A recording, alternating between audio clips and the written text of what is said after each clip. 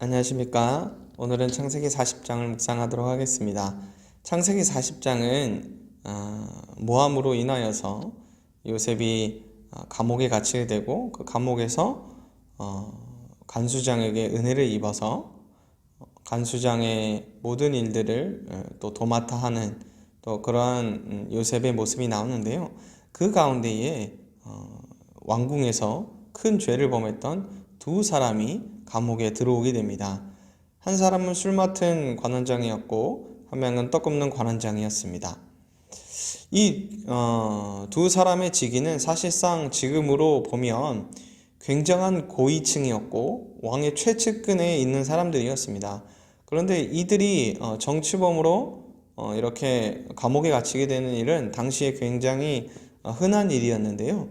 왜냐하면 당시 왕을 암살하려고 했던 수많은 시도들이 이러한 최측근들을 통하여서 시도되었기 때문에 사실 술 맡은 관원장이나 떡 굽는 관원장이 조금만 실수를 해도 이렇게 오해를 받고 감옥에 갇히는 일이 굉장히 많이 있었습니다.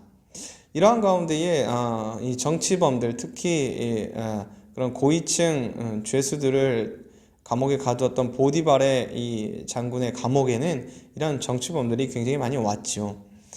하나님의 섭리가 놀라운 것이 나중에 이 두 사람이 꿈을 꾸게 되고 요셉이 그 꿈을 해석해 줌을 통하여서 결국에는 술 맡은 관원장은 복직이 되고 떡 굽는 관원장은 참수형에 처해지게 되죠. 그래서 이것을 통하여서 요셉이 다시 복귀할 수 있는 길로 인도하여 주셨습니다. 그런데 참으로 아이러니한 것은 이 술 맡은 관원장이 이 요셉을 잊어버렸다라는 것이지요. 오늘 본문 23절에 보면 술 맡은 관원장이 요셉을 기억하지 못하고 그를 잊었더라라고 이야기하고 있습니다. 물론 그 이후에 2년 뒤에 요셉을 기억하게 되지만 이것을 통하여서 우리가 보면 어떻게 보면 요셉의 입장에서는 굉장히 서운하고 굉장히 낙심될 수 있는 상황이었을지 모르겠습니다. 2년이나 넘도록 아무 소식이 없었으니까요.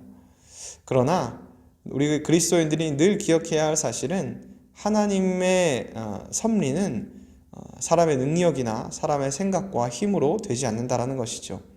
결국 우리 그리스도인들은 사람을 믿고 의지하는 것이 아니라 하나님을 믿고 의지하며 하나님의 섭리대로 잘 인도함 받고 인내하는 것이 무엇보다도 중요함을 잘 알 수 있습니다. 요셉은 그 2년이 넘는 시간 동안 참고 견디고 하나님께서 인도해 주실 걸 믿고 나아갔기 때문에 이 모든 과정 가운데서도 하나님의 때를 기다리며 결국 국무총리가 될 수 있었던 것이지요. 우리 청년들도 늘 하나님을 의지하고 사람을 의지하지 않고 하나님을 의지하고 나아갈 수 있기를 간절히 소망하며 축복합니다.